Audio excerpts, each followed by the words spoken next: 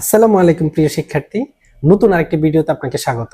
আজকে আমরা কথা বলবো খুবই খুবই কমপ্লিকেটেড একটা টপিক নিয়ে, সেটা হলো ইংলিশের রাইট ফর্ম অফ ভার্বস। আমাদের স্টুডেন্টরা প্রচুর পরিমাণে আমাদেরকে নক দেয় রাইট ফর্ম অফ ভার্বস নিয়ে। এই ভীতিটা তাদের কোনোভাবেই কাটছে না।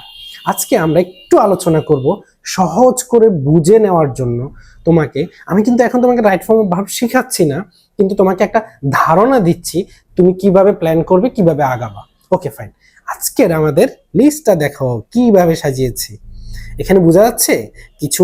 প্রথম যেটা আছে সেটা হলো উইদাউট ক্লু, যেখানে ক্লু নেই রাইট ফর্ম অফ ভার্বস এর। দ্বিতীয় যেটা আছে সেখানে ক্লু আছে, গ্যাপের পাশে হলো ওয়ার্ডটা দেওয়া আছে। তারপরে হলো উপরে একটা বক্সে অনেকগুলো শব্দ দেওয়া আছে, নিচে যে প্যাসেজটা আছে ওই প্যাসেজে কিছু গ্যাপ দেওয়া আছে। বক্স থেকে শব্দগুলো নিয়ে এবং সেটা সঠিক ফর্মটি তোমাকে বসাতে হবে। ওকে, এবার আলোচনায় চলে আসি। আমরা এতক্ষণ পর্যন্ত যেটা দেখলাম, সেখানে দেখলাম যে 3 ধরনের আমাদের রাইট ফর্ম অফ ভার্বস পরীক্ষাতে আসে।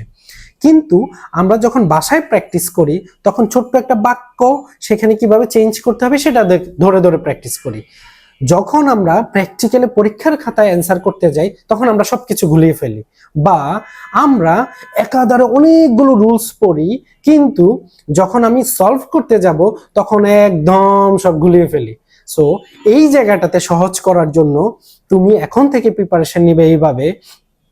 প্রথমত হলো যেইটাতে উইথ ক্লু দেওয়া থাকবে, বক্সে ক্লুটা দেওয়া থাকবে, তারপর তুমি ওই বক্স থেকে শব্দটা নিয়ে সঠিক শব্দটা, সঠিক রূপটা তুমি ব্যবহার করবে। প্রথমে একটু সহজটা প্র্যাকটিস করবে, তারপর তুমি করবে কি, যেটা হলো উইদাউট ক্লু সেটা প্র্যাকটিস করবে। সো তোমরা জানো যে আমাদের তামি একাডেমিতে যেসব স্টুডেন্টরা পড়ে তাদেরকে আমরা ধরে ধরে প্রত্যেকটা পয়েন্ট ধরে ধরে এভাবে বুঝিয়ে থাকি। আশা করি তোমাদের পরবর্তী রাইট ফর্ম অফ ভার্বস প্রস্তুতি নিতে খুব একটা বেশি বেগ পেতে হবে না। এরপরেও যদি কোনো সমস্যা হয় আমরা তো আছি, চলে আসবে আমাদের কাছে। আর আমাদের ভিডিওটি শেয়ার করে দিবে সবার কাছে, যেন সবাই দেখে উপকৃত হতে পারে। ধন্যবাদ, আল্লাহ হাফেজ।